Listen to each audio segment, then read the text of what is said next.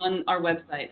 Okay. So hopefully there will be some sort of, accessing as well. We would like to invite people that although the presentations will be done in English, if you do have questions, please feel free to ask them in French, and we will respond in kind. Okay. So I think with that, again, as people are joining, if I can please ask everyone to mute your microphones. Things act noise,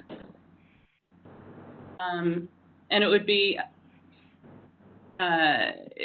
extremely helpful if someone can please mute the microphone. Okay.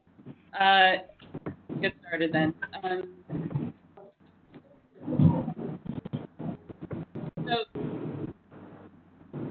I think as everyone is extremely clear, we're launching this Gender and Youth Promotion Initiative 2017. And today is the first 5 webinars that we're offering as a support in the project development. Yeah, colleagues, please, I can't stress this enough. Please mute your microphone.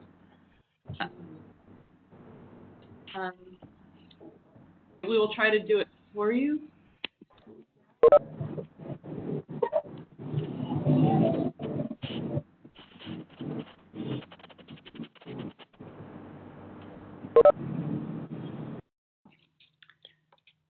Okay, so I hope we've muted all of you. And with that, hopefully everyone can still hear me. If not, please note in the chat function, and we'll just get started. So today is, of course, the first of 5 webinars that are meant to support an understanding of the PBF, an understanding of the rationale behind the gender and the youth promotion initiatives, and to sort of flesh out some of the particularities around the fund and what we're looking for in proposals, what our expectations are with respect to monitoring and evaluation, for example, and to conflict analysis. Today's webinar, of course, as the first one, is more an overview or an introduction to the Peacebuilding Fund for those of you who are not familiar. And I'll just really quickly, our first slide walks everyone through the agenda, beginning with an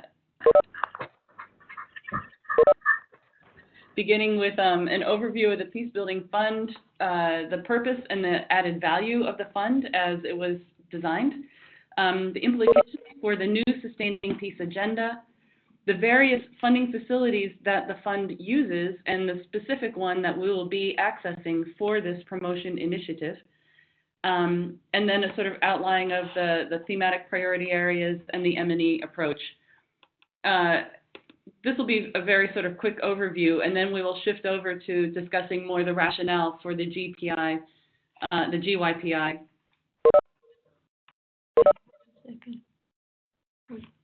Huh. Maybe mute all of them. Oh yeah, we're muted. No, that was like that before. Unmute, just unmute.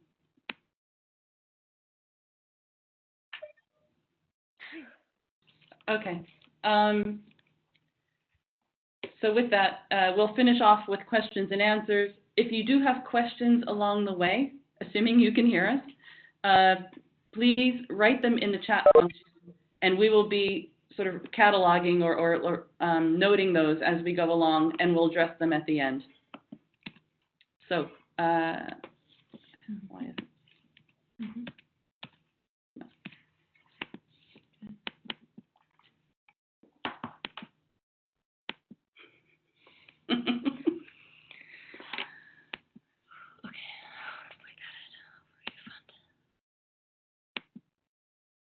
Okay, so the Secretary General's Peacebuilding Fund. We, of course, were established in 2005 through 2 Security Council and General Assembly resolutions. We were designed in order to try to deliver fast, flexible funding aimed at launching sort of essential peace-building interventions in countries experiencing or at risk of experiencing a crisis. We started operations in 2006, and since then there's been a bit of an evolution in the fund in terms of how we work and in terms of also the focus areas. We will discuss the focus areas a little bit later, but overall, as the Peacebuilding Fund was initiated, the early emphasis of the PBF was as a rapid UN-wide response mechanism in order to try to bring coherence and also sort of rapid funding to bridge that sort of political development and, in some sense, human rights engagement on the UN. In addition, we were also designed in order to try to bridge the peace-building funding gaps. Often, especially early on, there was a recognized gap between funding that was available for humanitarian work and then a sort of lag before development funding kicked in. And so the PBF was also designed to try to smooth that kind of gap. We aim to be catalytic in our programming and innovative in our approaches, while being also risk-taking. So in particular, this risk-taking element is, I think, a sort of interesting and key aspect of the fund, in that I think more than any other donor, the PBF is designed to take these kinds of risks.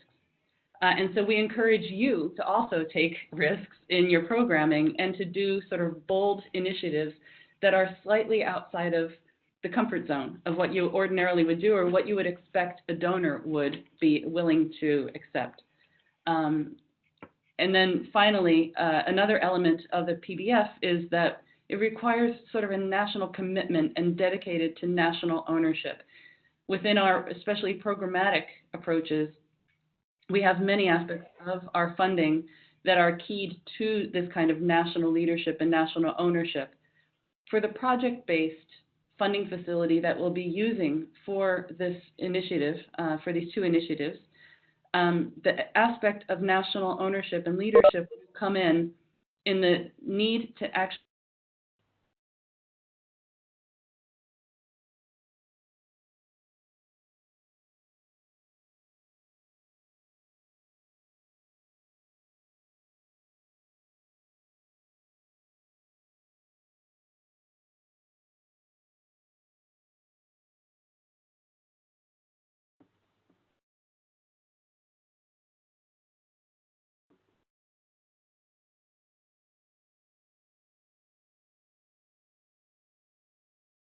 we either are responding rapidly to support critical prevention efforts, crisis mitigation efforts, as well as post-conflict transition moments that may have sort of cropped up before other kinds of funding facilities are prepared to step in.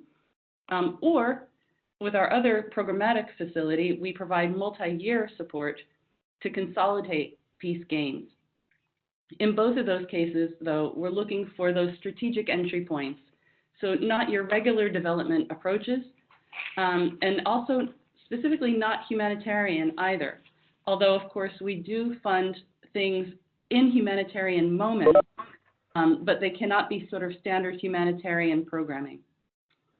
We also seek to be catalytic, and catalytic can be either financially catalytic, so we test sort of proof of concept kind of arrangements where you're trying to do something innovative, something a little risky, and we can demonstrate to other donors the relevance and the sort of necessity of this work, where other donors can then scale up. That's the sort of financial aspect of being catalytic. But also, we also see a value in being catalytic in terms of unblocking political processes or other kinds of processes.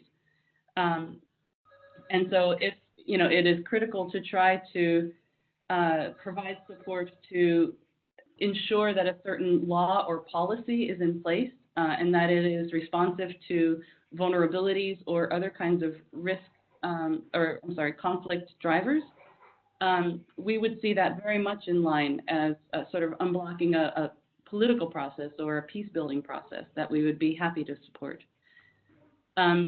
We also see catalytic as the impact of PBF support can be much larger than the size of the funds. So in any given country, you know,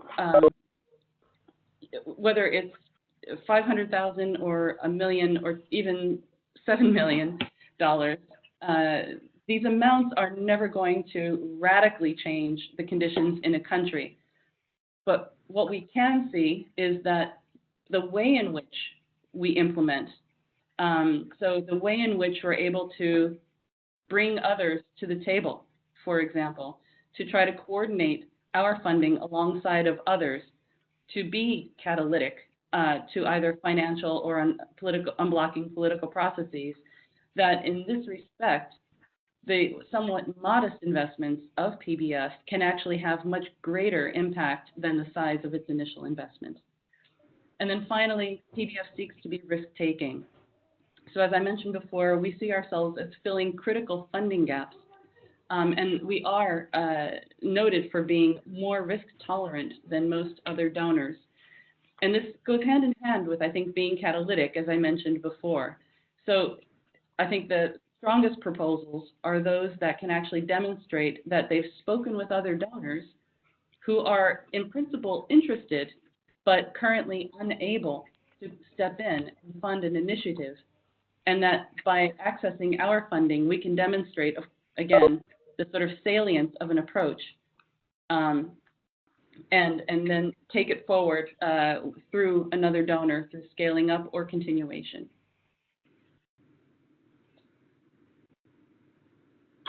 So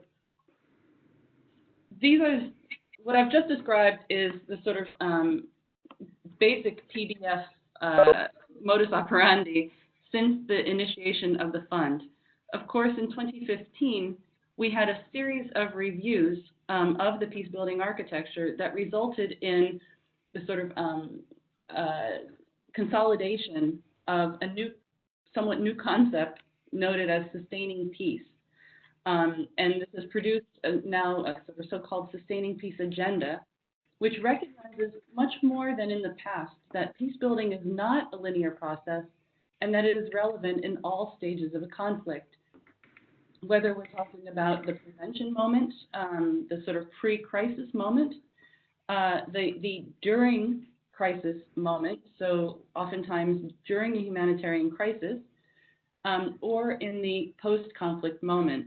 And here we can sort of see the rubrics of conflict prevention in that pre-crisis moment, peacemaking and peace enforcement in the during conflict moment, and of course peacekeeping and sustaining peace in the post-conflict moment. And I think it's really important to think through how your intervention is designed to address these sort of different moments in the life cycle of a crisis. Because I think also the kinds of theories of change that you'll be developing, as well as the approaches and the actors with whom you'll be working, will be quite different. But to make these sort of differences very explicit within your proposals will result in a strengthened approach. There's another element too, in terms of sustaining peace in the sort of recognizing new threats to peace. And lately we've been noticing a expansion in the numbers of proposals that we've been receiving on reducing the risk of radicalization, reducing the risk of terrorism and mass displacement, and addressing the sort of burgeoning refugee crises globally. We would stress that despite the fact that these tend to be the sort of prevailing areas of interest lately, that for each of these kinds of new flavors of the month kind of topics, that you, again, think through very carefully why Peacebuilding Fund is an appropriate instrument for addressing some of these kinds of drivers of conflict. Particularly around things like terrorism, we have other funds that are designed to try to address that. We would be then looking, if we're receiving proposals for example, looking at the root causes of the kind of vulnerability that would make a community or population more susceptible. Can I ask you please to mute your microphone, please?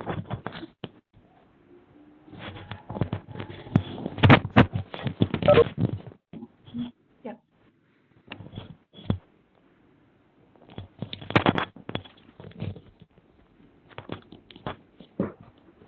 Okay. As I noted earlier, the PBF has two funding facilities. One is a project-based approach called the Immediate Response Facility, or IRF. The other is a more programmatic-based approach called the Peacebuilding and Recovery Facility, or the PRF. Now, for IRF, we, as I noted before, seek to sort of take advantage of our ability to be rapid in decision-making and flexible, and it's meant really to address these sort of critical or urgent peace-building needs.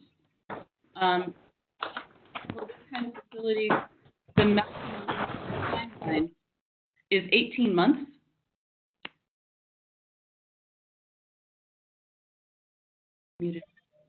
For any given project. And typically, within the portfolio of the fund, an IRF project may go up to $3 million per project. Now, we've changed those parameters for this GPI and the YPI, which we'll get to a little bit later in the webinar. But just to sort of note, especially for those of you joining from the UN who are very familiar with the PBF, there will be a sort of difference in this ceiling amount that can be accessed.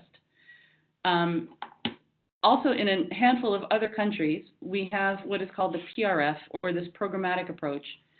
And for this approach, countries must ask the Secretary General to be declared eligible to receive funds from the PBF. We grant this eligibility on a 5-year period, and we look to develop with the country team and the national actors a strategic plan if one does not already exist.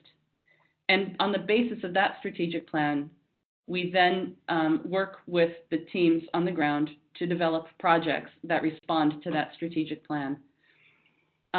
This funding facility is also much more anchored in national ownership and national decision-making. We promote the existence of a joint steering committee to oversee and to also help projectize and make decisions around projects, and then oversee the implementation. And this joint steering committee is co-chaired by a high-level national authority, as well as the senior-most UN resident official. And together, they chair this joint steering committee that also includes other relevant national actors, including civil society and in-country donors. And PBF then works closely with this joint steering committee to jointly approve projects and to roll out the projectization of the strategic plan over the course of approximately 3 years. So we're noting this PRF facility not because any of the projects will be lined up. What happened? Oh. Not because any of the projects will be lined up behind the PRF, but to know that if you are applying for funds in, say, Sri Lanka, where we do have a PRF, it will be very good for anyone who is proposing a project in Sri Lanka to understand what it is that we are already funding, what the priorities are, and how the project that you are proposing will in some way be addressing a gap or advancing an already existing priority. And if you also would like more information about either of these facilities, there is additional information on the PBF website not on the GYPI website. So please go to www.pbf.org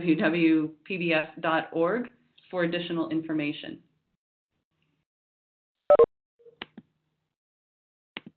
Why does this not work for me?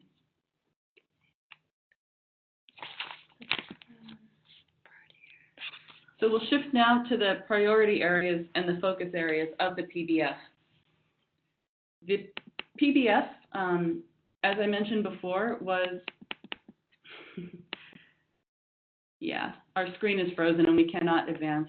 The PBF, when it was established in 2005, 2006, was established with the terms of reference that identifies 4 overarching priority areas. And these are given to us, as I said, by the terms of reference, and so they are very, very stable over time. These 4 priority areas are quite broad and include support for the implementation of peace agreements and political dialogue, the promotion of coexistence and peaceful resolution of conflicts, the revitalization of the economy and generation of immediate peace dividends, and the reestablishment or establishment of essential administrative services. Given that these are so broad, the PBF has then identified underlying focus areas that sit under each of these 4 priority areas, and we have 12 of them. They're noted here in the lighter blue, and they include things like security sector reform, rule of law, DDR, and political dialogue for priority area 1, national reconciliation, democratic governance, and conflict prevention or management under priority area 2, a focus on employment and equitable access to social services under priority area 3, and of course the final is strengthening of national state capacity, extension of state authority, local administration, or governance of peacebuilding resources under priority area 4. And you'll see actually that many of these, such as employment or equitable access to social services or democratic governance, look very much like, or they can look very much like topics that you would expect to see in a development mode, for example. So what we expect to see in terms of a proposal to the PBF is not your sort of standard employment project that you would ordinarily be floating, but to specifically look at employment as a driver of conflict, and specifically tied to a conflict analysis that identifies why this specific population is the target, and what, given that the PBF resources are not going to sort of move the dial on the national scene, what is it about our modest resources that can help in terms of employment in this environment? And particularly relating, of course, to either gender inequality around unemployment or youth access to employment. And we really try to stay away from, as I said, sort of standard development approaches, but also very quick, unsustainable, unscalable sort of Band-Aid approaches as well. So in humanitarian environments, oftentimes there are sort of cash for work projects that are meant to be somewhat very, very specifically tied in time and not meant to sort of continue on beyond a certain time. They're not really meant to develop much or to continue. And we would probably not be emphasizing projects like that in the review process. Rather, we would be seeking to understand why employment and addressing employment would actually help address a driver of conflict. So it all comes down again to theories of change. So finally, before we shift over into the particularities of the GPI and the YPI for this year, I just wanted to touch briefly on PBF's M&E approach. And I mean, the overall message that we want to deliver is that we sort of take a very serious, rigorous approach to evaluation that is underpinned by robust monitoring. And for IRF projects, the access of the funding that we're going to be seeking for GPI and the YPI, the fund recipient, those who are ultimately successful within the proposal stage, will be responsible for both sufficiently budgeting for and then procuring or managing an independent final evaluation of the work.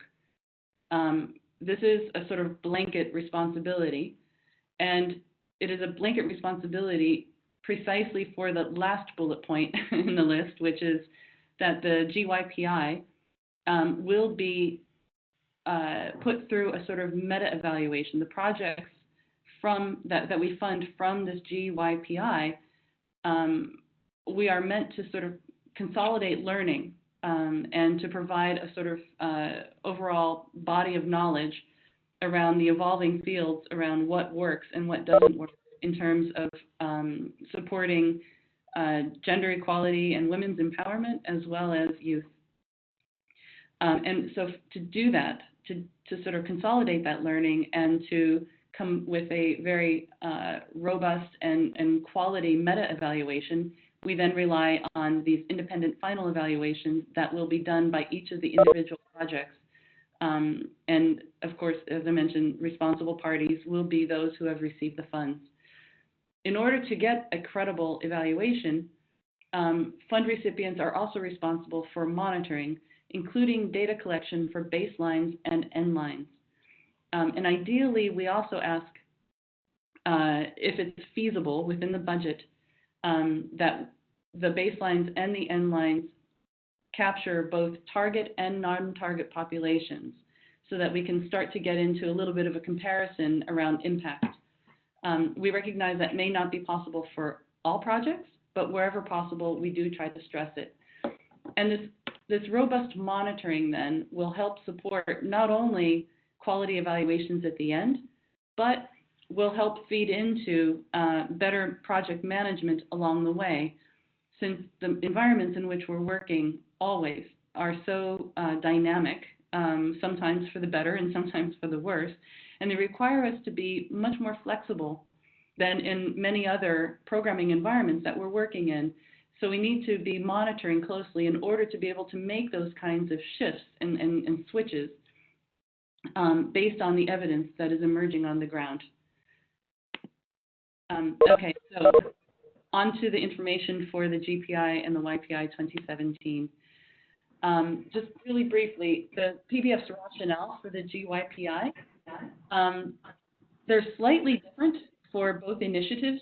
So for the Youth Promotion Initiative, of course, we have the relatively new Security Council Resolution 2250, on youth, peace, and security, adopted in 2015.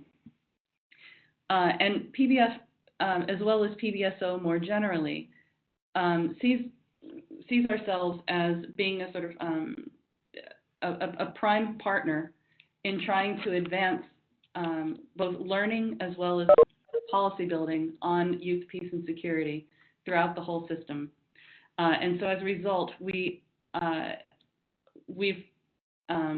placed a focus starting last year on trying to make available specific funding through these initiatives for youth promotion.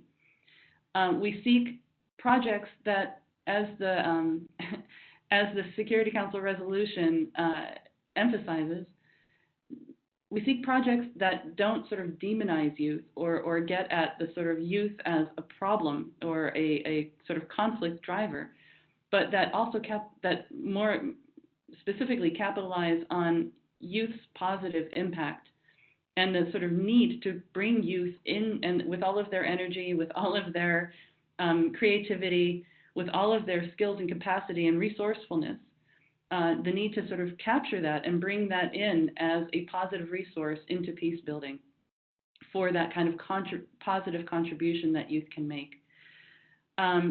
We recognize that this is a young sort of programming area for many.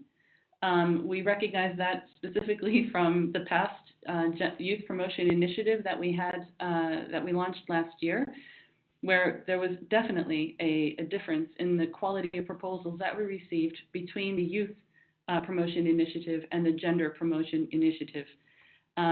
We have guidance on youth programming on the GYPI website in order to help flesh out some of the more challenging aspects of trying to program in a sort of creative and very dedicated way. So there's a practice note which is available on the website that we hope will be of help. On the gender promotion initiative, we see, of course, similar to the youth promotion initiative, that women's participation improves peace building outcomes, full stop. That you cannot have a meaningful peace, a lasting peace, if you're not including at least 50% of the population, if not more. With this recognition, the UN Secretary General had established a 15% target that the UN should be at least applying 15% of its resources to specifically advancing women's empowerment and women's rights. As of 2015, PBF was actually the first fund to achieve this 15% target, in large part because of the past gender promotion initiatives that we've been doing. In 2016, we not just met, but we exceeded at 19.2% of our funding going to women's empowerment and advancement. And in part, we've done this because of the gender promotion initiatives that we've done, but also because of the sort of stressing on looking at gender-based budgeting within our projects, for both projects that are wholly dedicated to women's empowerment, but also projects where women's empowerment are mainstreamed, so that we can see inside budgets which elements that can be counted toward this 15%. For the purposes of the gender promotion initiative, we expect, of course, that all projects will be 100% dedicated to women's empowerment. For youth promotion initiative projects, they will definitely be strengthened if they can demonstrate a clear contribution to gender promotion as well, with the understanding that this then leads back to a conflict analysis and conflict drivers. So presuming that within your conflict analysis has sort of clearly identified and mapped out the distinctions around how different drivers of conflict play upon gender in different ways, that even for a youth promotion initiative project, if you do have this kind of very fully elaborated conflict analysis, there should be opportunities, we believe, to also make clear the gender aspects. So for these two different initiatives, we're seeking to sort of redouble the PBF's commitment to promoting women and specifically gender equality within our funding, and to promote then a sort of similar emphasis on positive youth programming as well. And with these two different facilities, sort of placing PBF at the center of learning through the evaluation strategy that I mentioned earlier. So if you go to our PBF website, you'll see that PBF is active in a number of countries that are not included in the eligible country list. So please, if you're expecting to provide a proposal or to submit a proposal for these initiatives, please be clear that the country that you're interested in proposing for is an eligible country in 2017.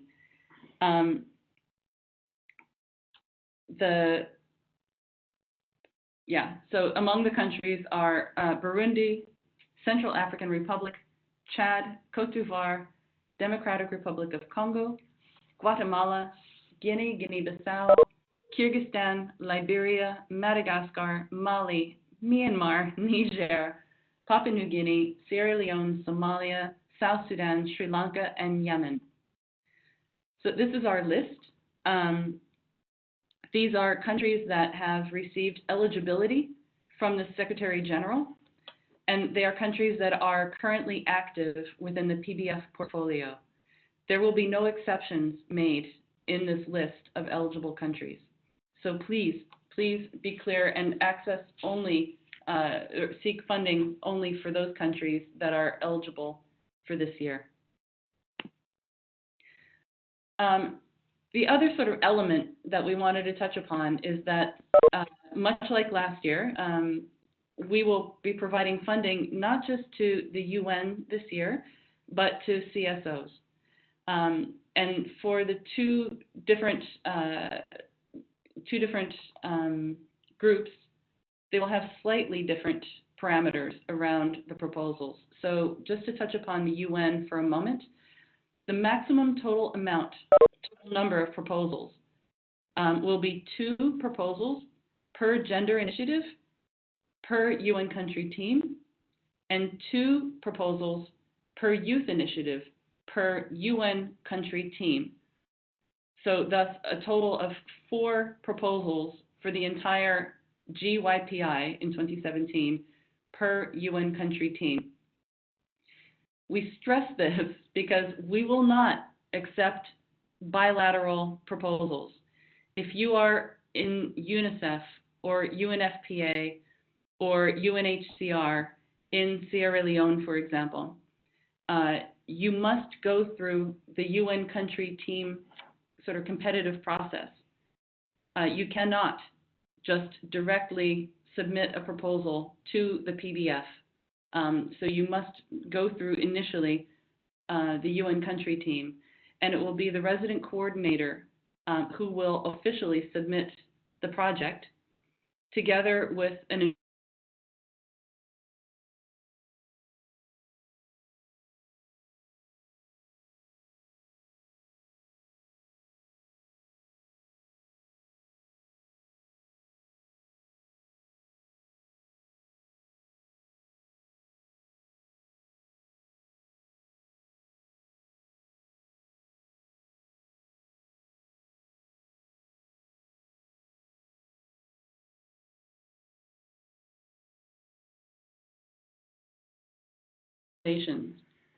In the past, we have received project proposals for 5 or even 6 UN country team members.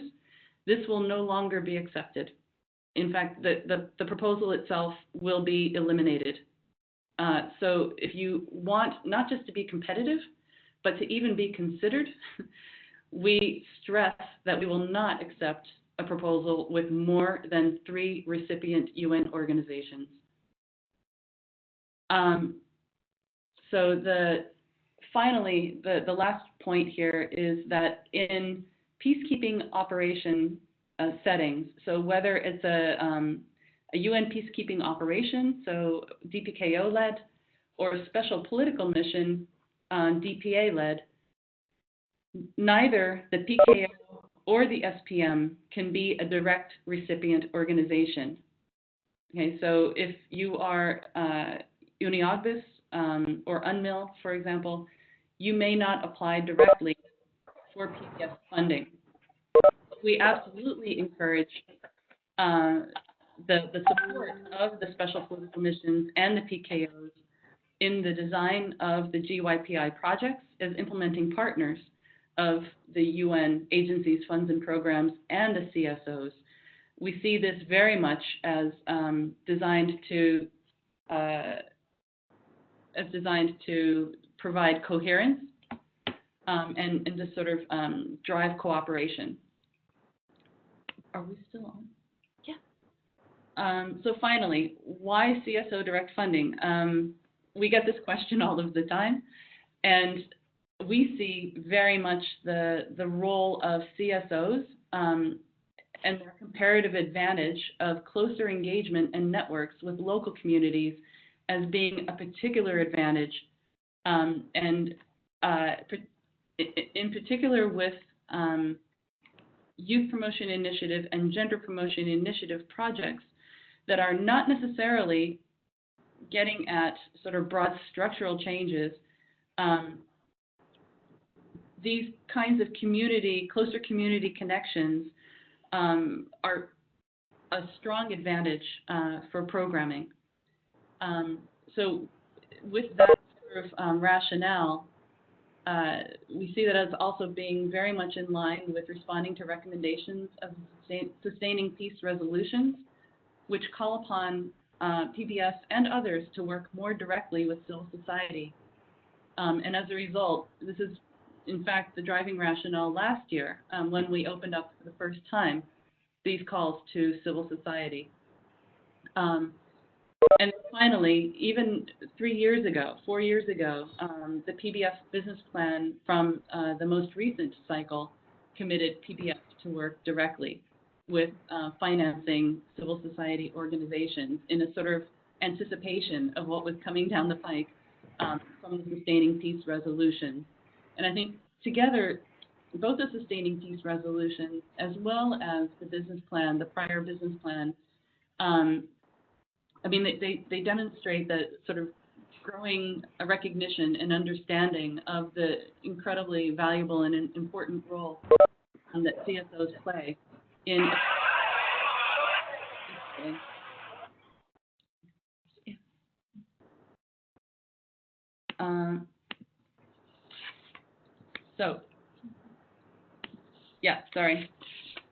The criteria for the CSOs is somewhat different, however, for that of the UN. And a lot of this is driven by the administrative agent through which the money must flow. So to go through the list really briefly, but we will absolutely come back to this, and we understand that probably many of the questions that CSOs have may revolve around these kinds of questions. Please feel free to ask, to type in your questions in the chat function. So the criteria include having previously received funding from the UN, the PBF, or any of the contributors to the PBF. So the PBF received funding. You can find this on our website from a number of donors, and it is sort of we need some sort of, our fund administrator needs to see a sort of track record of implementation of funds through a trusted counterpart. In addition, a CSO must be registered as a nonprofit, tax-exempt organization, both in the country where the headquarters is located, as well as in the country of implementation. So if your headquarters is in Geneva, but you're proposing a project in Guinea-Bissau, your organization must be registered as a nonprofit tax-exempt organization, both in Switzerland as well as in Guinea-Bissau. And we recognize that some countries, particularly the more authoritarian ones, may have difficult rules around tax, and we understand the difficulties that places. However, these are rules that have been established by our fund administrator, and they are fairly inflexible. So, unfortunately, if you are required to pay taxes in a country because of the laws in that country, please reach out to us earlier so we can determine together with our fund administrator whether or not you're eligible before you invest time in developing a proposal. So another criteria is that the CSO must produce an annual report and be able to provide an audited financial statements for the last 3 years. In addition, the fund administrator will need a letter from an external auditor. And importantly, you must have an annual budget of a minimum of US dollars $300,000, and at least as much.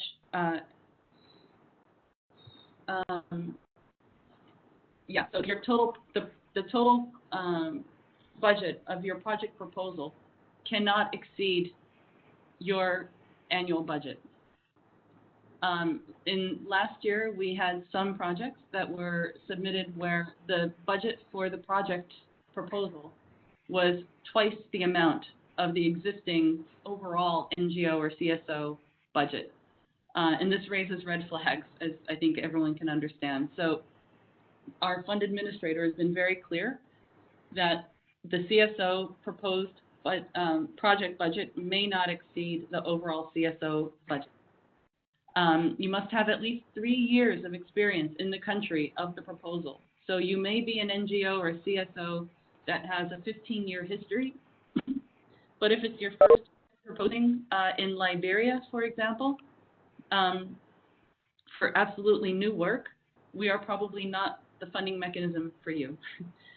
You must have been present in that country for 3 years.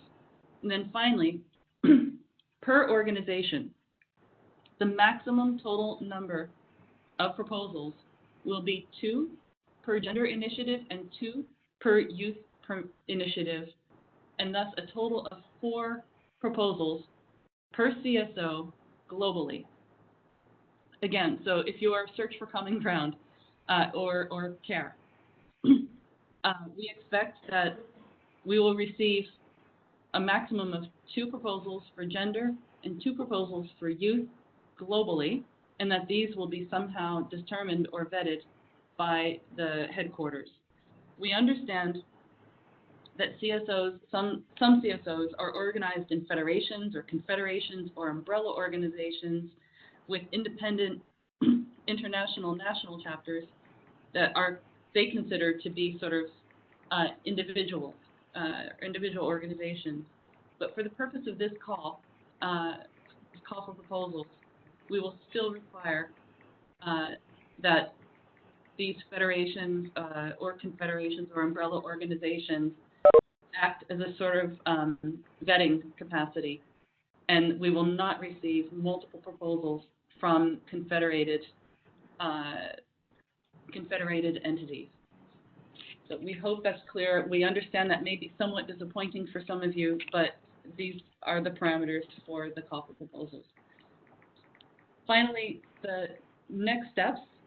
We wanted to note the kinds of available support. So we noted there are 5 webinars, so we have 4 more. They will be conducted every Wednesday, and now hopefully we've worked out some of the kinks behind some of the technical issues, so they'll go more smoothly in the future. We apologize again for the early delay.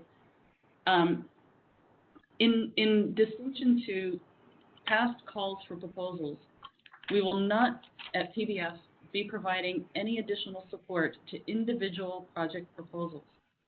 So in the past, we've invited proposals, draft proposals to be sent in for comments from individuals here at PBF. We do not have the capacity to be able to do that this year. The vast number of proposals that we received last year, and we expect to receive even more this year, just prohibit that kind of individual attention. Instead, this is why we've launched the website to try to provide additional and to sort of consolidate different kinds of learning and other kinds of support to the project design stage. And this is also why we've added additional webinars as opposed to last year. So we also, in some countries, there is possible support from UN volunteers during project implementation, not design, but implementation for some GPI projects. And this is specific to gender and not to youth, given that UNV has a particular area of support around gender. The decision about what will be supported and what will not be supported, however, will lie within UNV, not within PBF.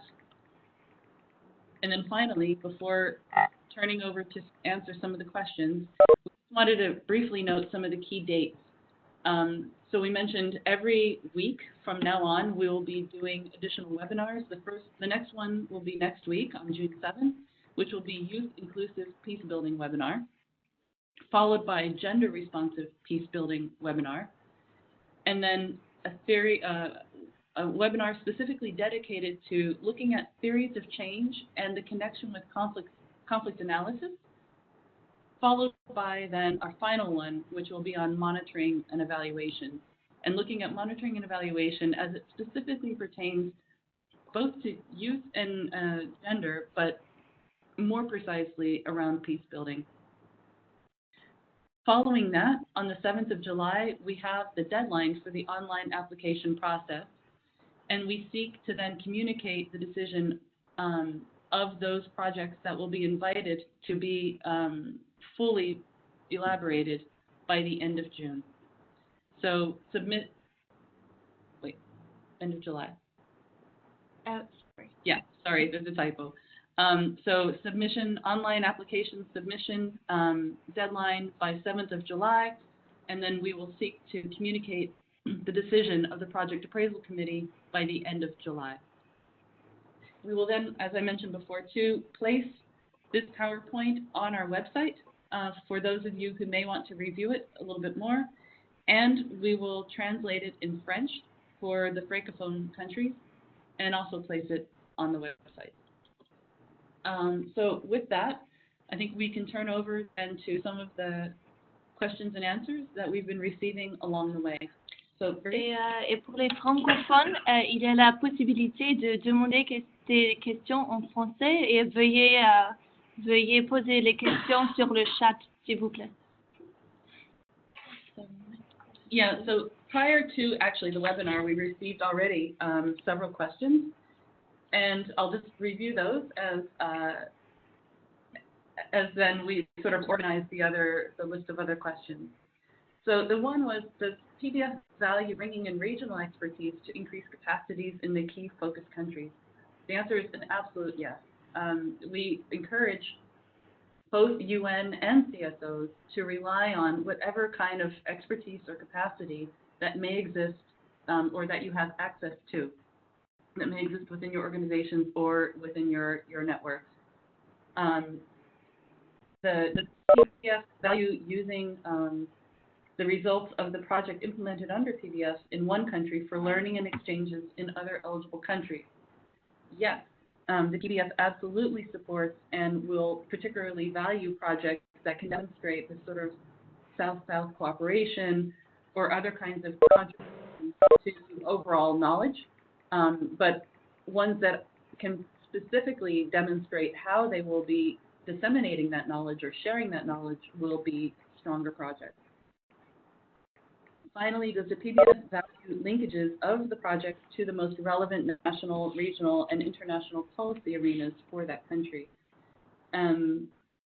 So by facilitating policy and practice engagements with key UN or AU or other actors.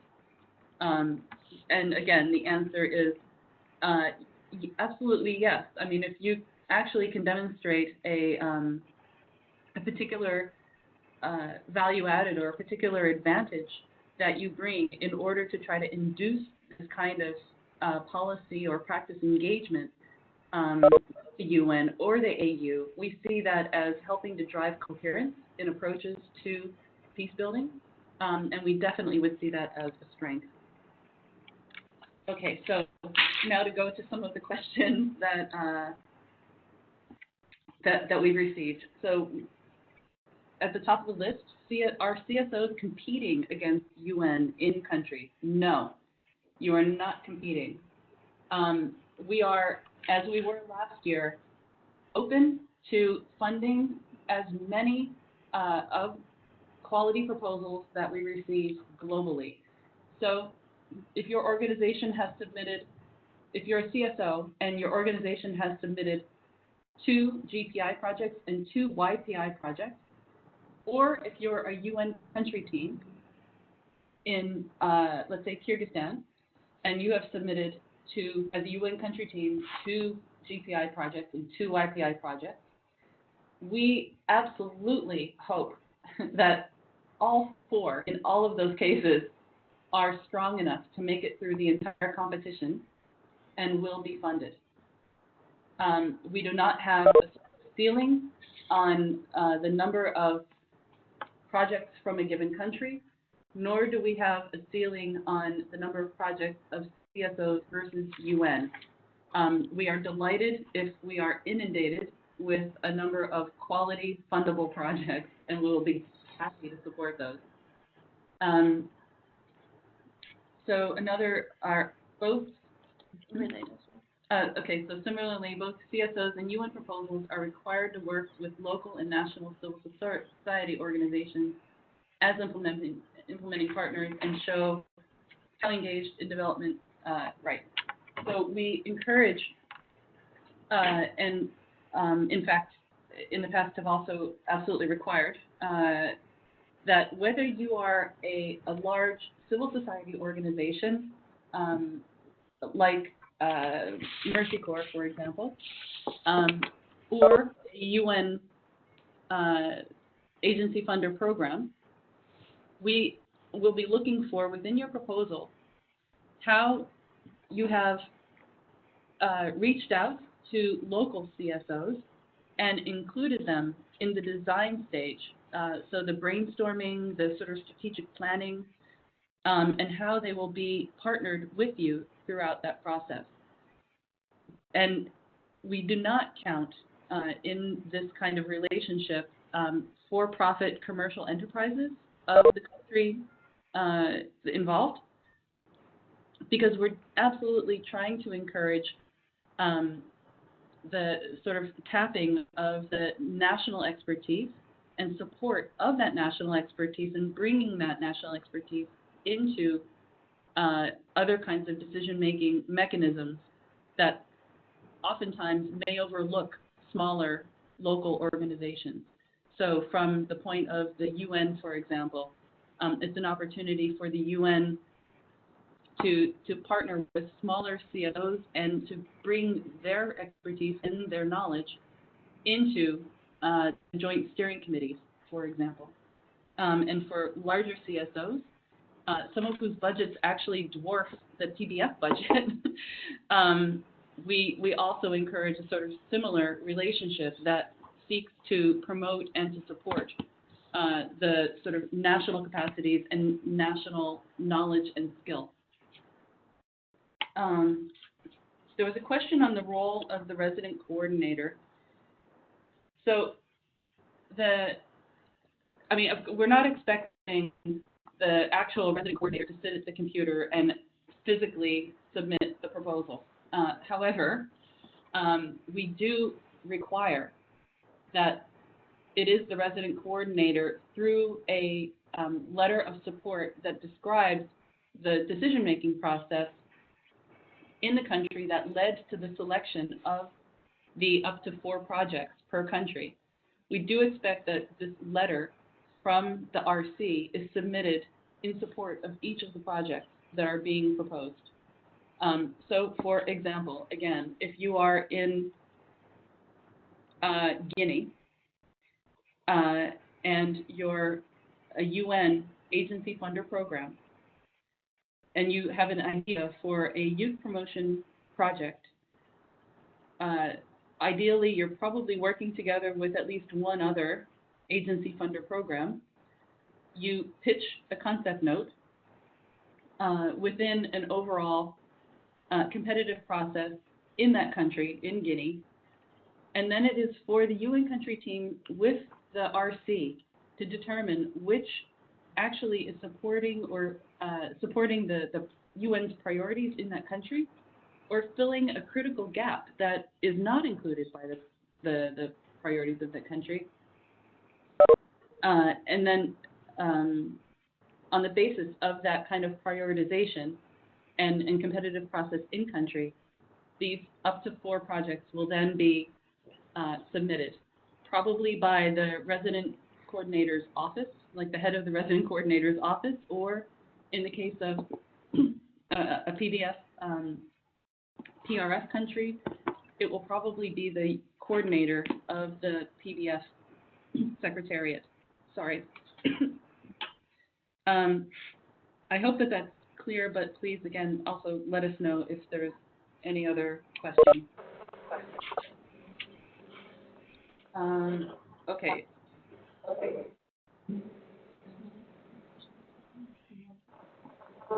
Yeah. Another question that we received are for the CSO proposals.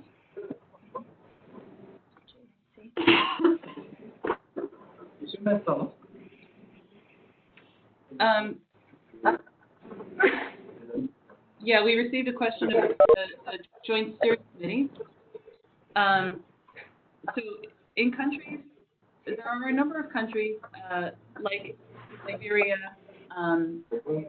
like Sri Lanka, like Guinea or Guinea-Bissau, that are PRF countries, these are problematic environment countries, where we have established and are working with a joint steering committee.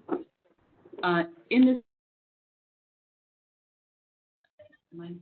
this case, the UN proposals must be accompanied, that letter that I mentioned from the resident coordinator must also indicate how the Joint Steering Committee has been involved in the discussions behind which projects will be floated for the given country.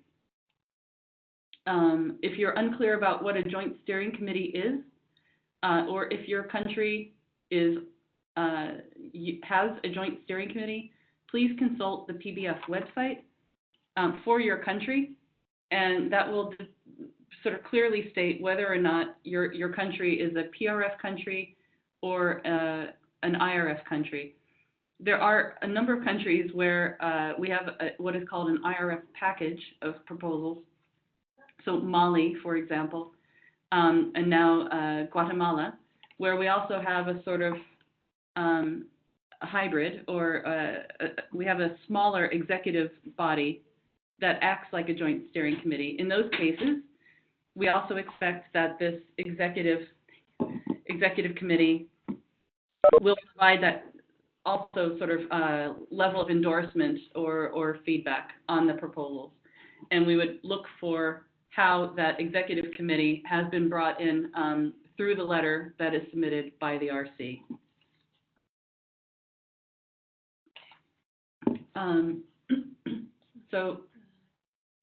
So finally, the CSO proposals, how many organizations can be submitted as a recipient organization? For CSOs, we look for having just one organization, so no joint proposals. But we do expect you, as I mentioned before, to partner up with local, national CSOs as implementing partners. So they will not be direct recipients and the distinction here is about who receives the money from our administrative agent. So our administrative agent, as I mentioned before, has that list of criteria that must be met in order to be considered eligible to receive funds. That criteria we've discovered through the last call for proposals is somewhat difficult for the smaller national CSOs to meet. It's not exclusive, however, as we did have an example last year of a CSO in Liberia, a national CSO, meeting those criteria. So it's not that it's exclusive, but the bar is a little bit higher than most national CSOs can meet. So because the criteria does preference larger international CSOs, we have this requirement similar to that of the UN proposals that the larger international CSOs must partner with these local national CSOs. In that case, however, those local national CSOs are not direct recipients from the PBF, but are implementing partners of the fund recipient. So again, like if you're, let's say, Save the Children, working in Sierra Leone, you may be partnering with a small UN or a small CSO, national CSO.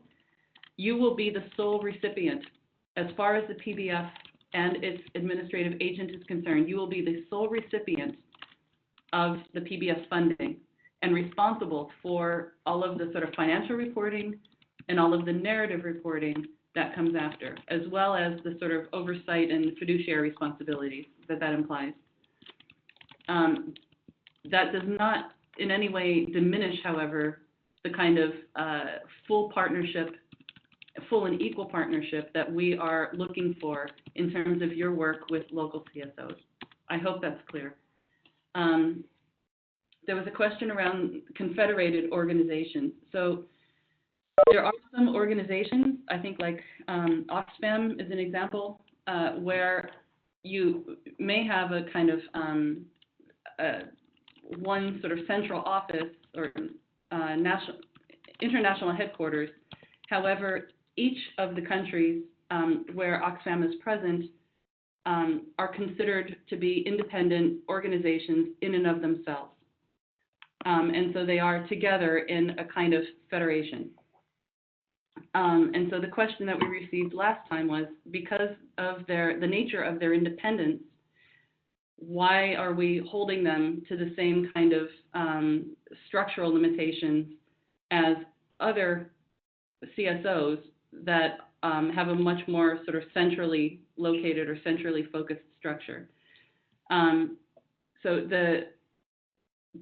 this is the sort of distinction between what a confederated organization is versus a non-confederative confederative organization. And simply put, we had together with our fund administrator, we had a decision that we had to take around the scope or the expansiveness of the call for proposals, and these are where the parameters lie. And so we regret that we won't be able to consider 4 proposals from every country where a confederated or federated CSO is working, and that we will require, again, much like last year, that the sort of central office of, or the umbrella office of that confederate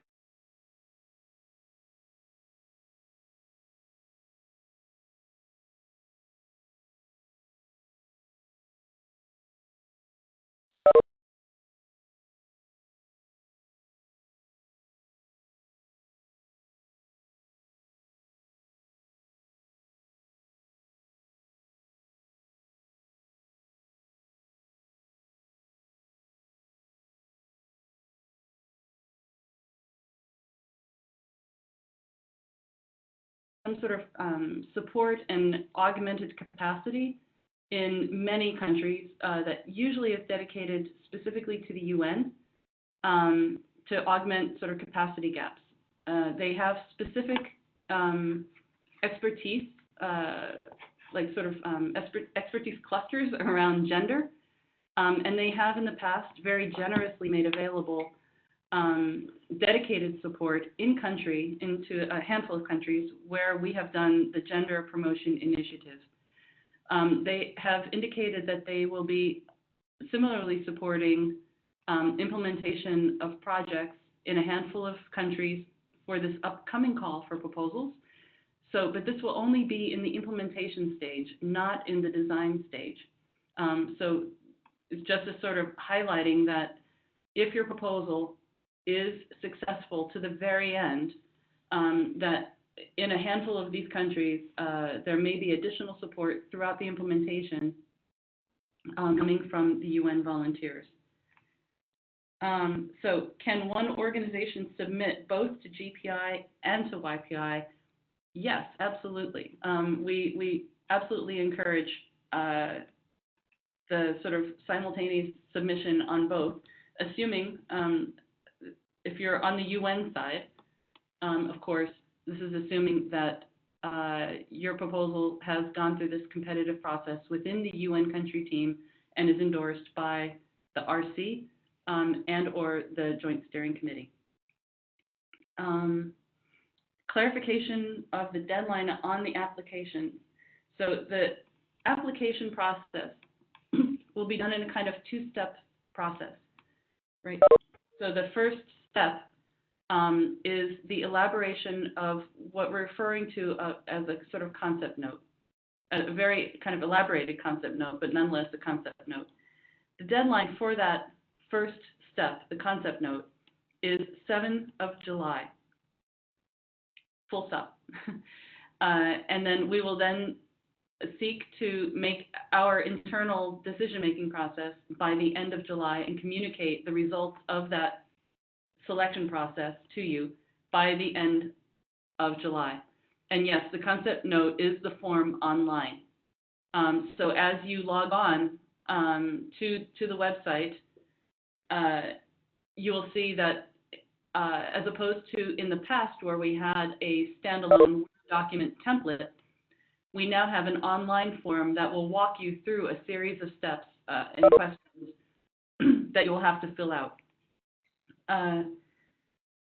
And yes, so the deadline for this initial concept note is the 7th of July, with decisions coming then by the end of July, we hope. And then those decisions will either hopefully will communicate that you've been, the strength of your concept note has enabled you to advance and be invited to develop full project proposals later.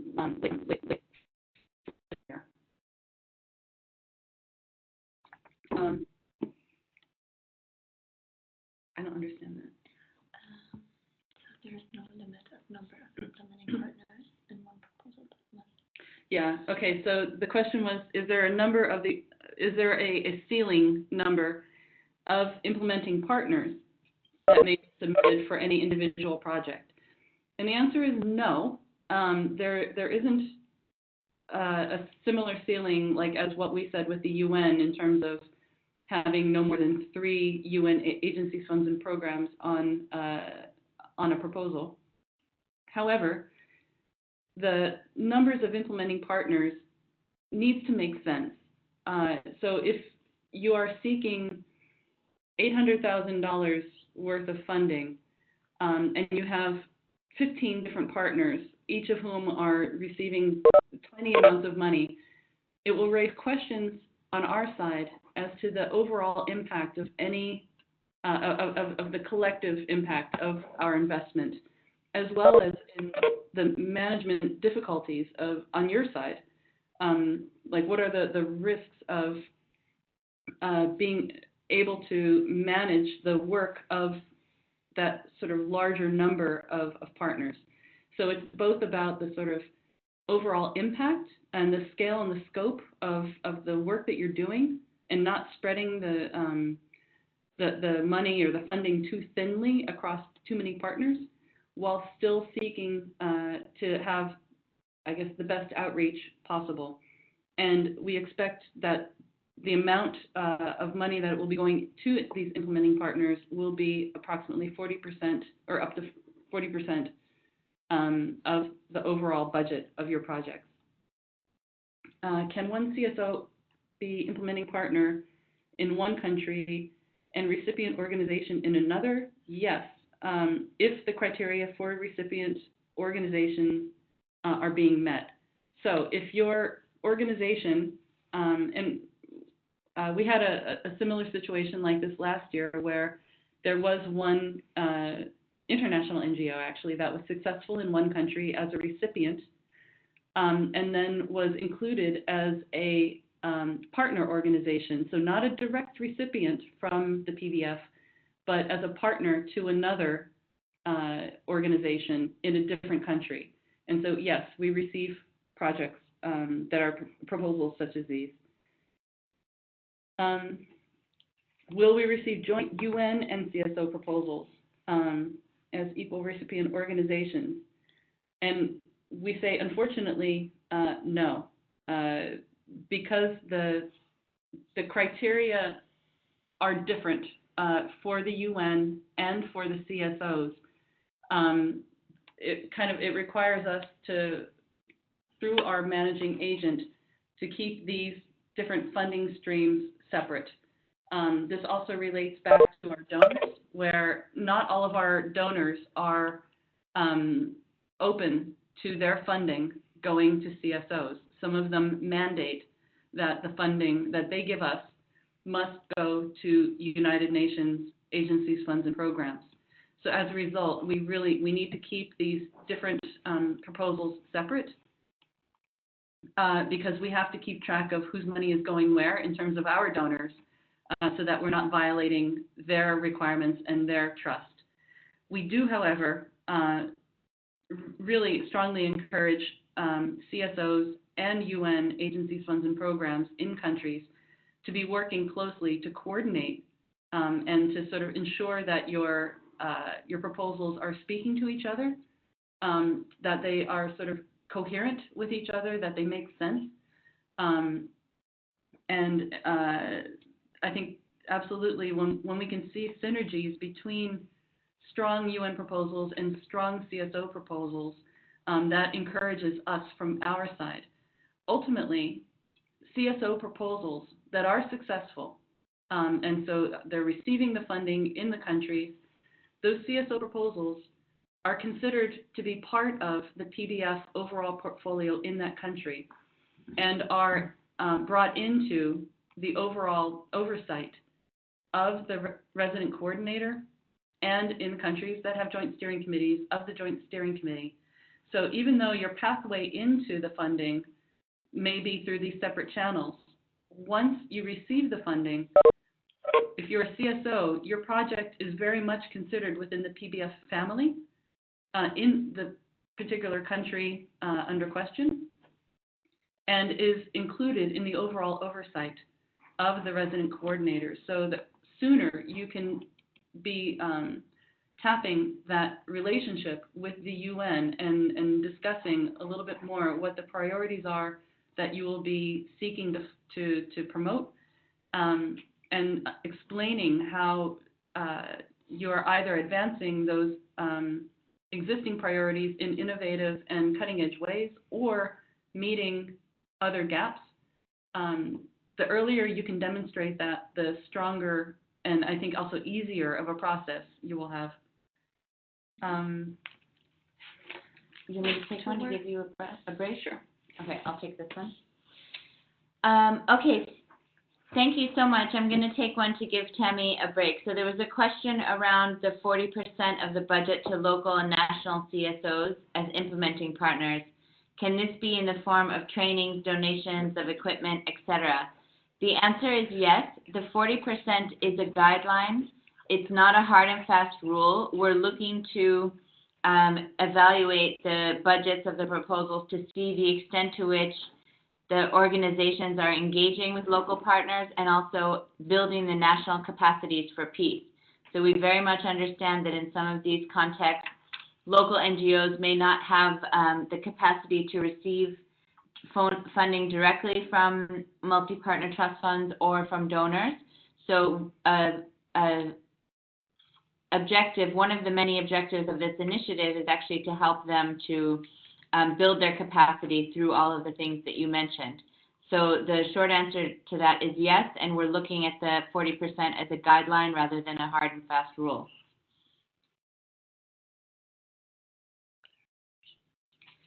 Okay, there's a clarification around the, I don't see the question. Okay, a clarification around the application process. The concept notes in the previous phases were replaced by an online application process, and this is intended to streamline and make it easier and quicker for us to evaluate whether the organizations are eligible or not. So you have to create an account and sign up via the website, which is pbfgypi.org, and then fill in answers to all of the questions that are required. The outline of the questions can also be found in Annex 1 of the guidance note, so you can actually look at the questions and prepare the answers before you put it in the online system. And you're also able to save your application and go back, so you don't have to fill it in all at once. but just bear in mind that it will close on the 7th of July, right? Okay, so yeah, it will close on the 7th of July at midnight New York time. So make sure that you get your proposal in advance and also plan for any potential network problems in your country so that you get your application in on time.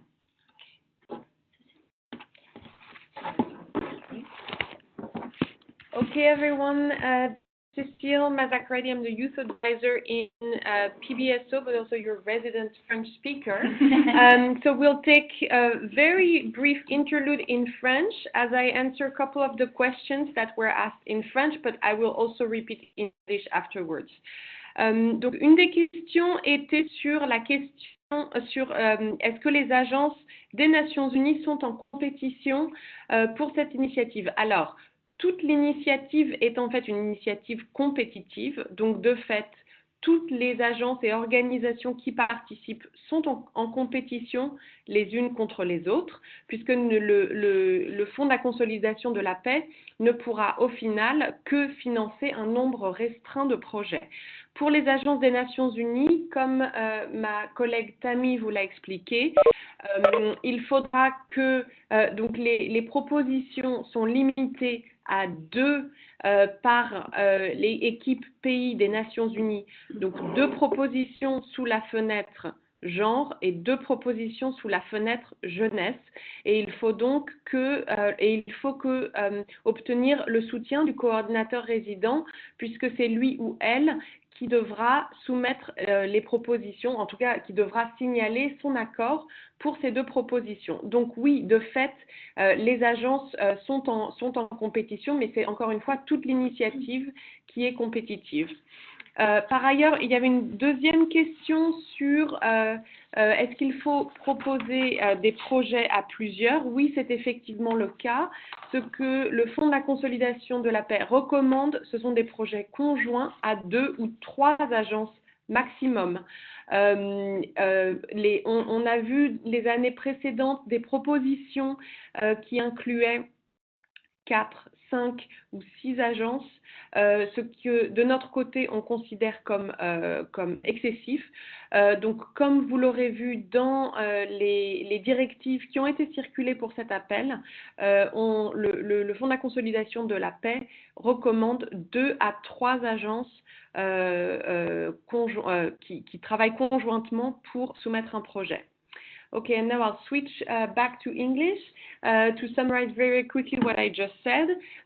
So there was one question about whether the UN entities are in competition under this initiative, and the whole initiative is a competitive initiative. So yes, UN entities are in competition, just like any organizations are in competition against each other. We are encouraging joint projects, asking 2 to 3 UN partners. Please don't send proposals with more than 3 UN partners. In our experience, it does not work. And so we really ask to have 2 to 3 partners maximum in terms of the UN recipient. And for the UN proposals, as Tammy explained, please be reminded that each UN country team will be allowed to submit 2 proposals under the gender window and 2 proposals under the youth window. These proposals have to be endorsed by the RC. Okay, over from me. Si vous avez une autre question en français, est-ce que ça peut être le moment de la poser?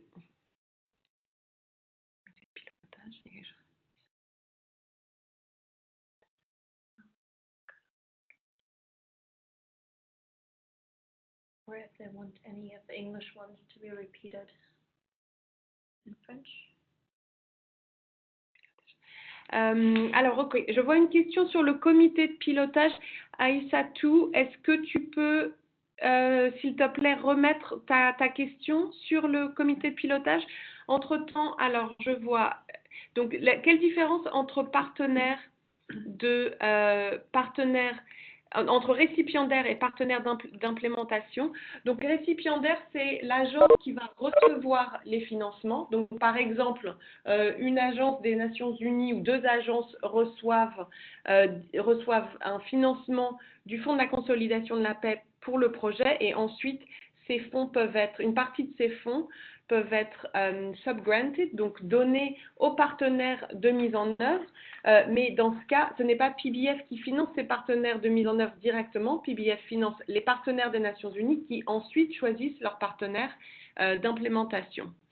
Le montant maximal par projet conjoint, alors le montant maximal reste le même pour tous les projets, conjoints ou pas conjoints, et c'est 2 millions de dollars avec un minimum de 800 000 pour les ONG et de 800 000 pour les propositions des Nations Unies et 300 000 pour les propositions des ONG.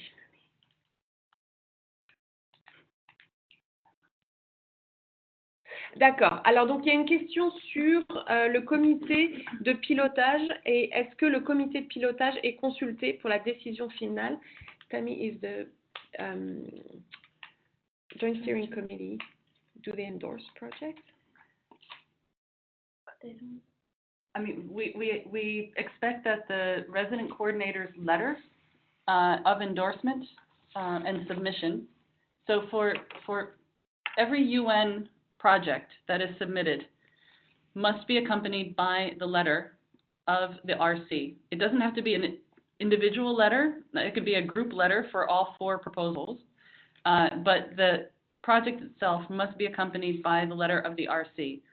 In places where we have a joint steering committee, the RC's letter must elaborate how the joint steering committee has been invited to review and to comment on the project proposals, how the proposals have been shared with the Joint Steering Committee and how their opinion has been taken into consideration. Okay. Yep.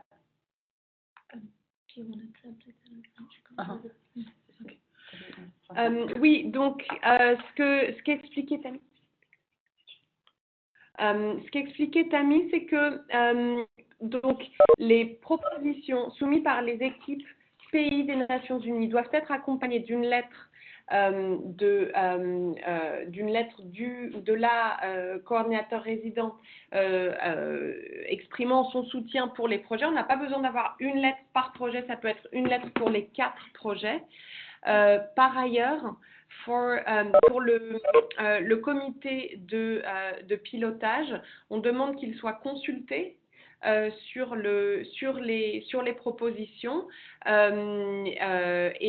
effectivement, car comme toute la logique de l'initiative, c'est d'étendre le portefeuille du Fonds de la consolidation de la paix dans le pays, on veut s'assurer que les propositions seront en effet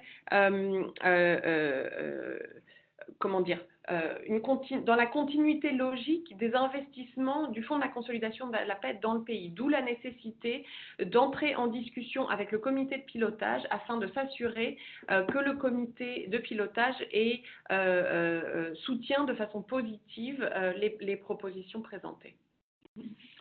And then finally, I think we have it seems like the questions are winding down, but there's one more outstanding question from Nero in Sri Lanka, asking, is it okay for a particular UN agency to join with other agencies for both submissions? So for example, for the 2 GPI projects that may be submitted from the UNCT, is it okay for example, UNDP or FAO to be present on both? And the answer is, there's no rule against it. I think it really is left to that competitive process within the UN country team and what is being proposed and who has the most sort of comparative advantage. We recognize that UNCTs are different. Not every UNCT has the same range of agencies, funds, and programs present in a given country. And various agencies, funds, and programs may have different levels of capacity and different levels of funding in that country. And so depending on the sort of structure of the UN in that country, as well as the drivers of conflict that are being addressed by the individual projects, that will be, I think, a question that the UNCT itself and the RC and the Joint Steering Committee will have to answer. But there is no direct rule against a UN Women, for example, being present on both GPI project submissions. It would probably be unlikely given the level of competition, but it's not outside of the rules. And then, sorry, our very last question, which is, I think, a little bit of a tricky bit, but would local radio stations count as local partners if they are considered nonprofit? So would local radio stations be considered local partners? If they're not profit? Yeah. The answer is yes. Yeah. And then Follow-up question for a network. If the secretary, oops, if the secretariat is registered in the Netherlands, but has members, independent organizations in country that are registered, is the network based in the Netherlands? Is the network based in the Netherlands eligible to apply? You are, so it's in this sort of like weird area. So if your organization is based in the Netherlands and has this network, then the global office itself cannot apply independent from one of the independent organizations in the countries because, first of all, the PBF does not give funding to the Netherlands as a country. The Netherlands is not an eligible country. And if you go back to the criteria for the CSOs, one of the driving criteria is that the CSO must be registered as a nonprofit tax-exempt organization in the country where the work is being proposed. So in that case, the network itself is not based in the Netherlands. The network head is not eligible to receive funding directly. However, we would expect that the various members of this network are going through the overall secretariat to coordinate the submission of the up to 4 proposals. So again, as I mentioned before, even though you recognize that the individual country-based offices are independent organizations, for the purposes of this call for proposals, they are under the overall umbrella of the secretariat of the organization. And it is the responsibility of the secretariat to then sort of adjudicate among the various proposals that may be submitted globally to select the 4 strongest proposals globally and to submit only 4, 2 in each of the categories. I hope that's clear. Okay, so I think we've kind of come to the very end. Again, we can't apologize enough for the difficulties that we experienced in the beginning. We will look forward to next week's webinar on next Wednesday on youth inclusivity within peace building. The guidance note in French is available on the GYPI.org website by tomorrow. And yeah, we thank you for your participation. We look forward to the future webinars, and we will continue to try to address questions as they emerge, but please look for the answers on the website. Thanks very much, and looking forward to speaking with you again next week. Thanks.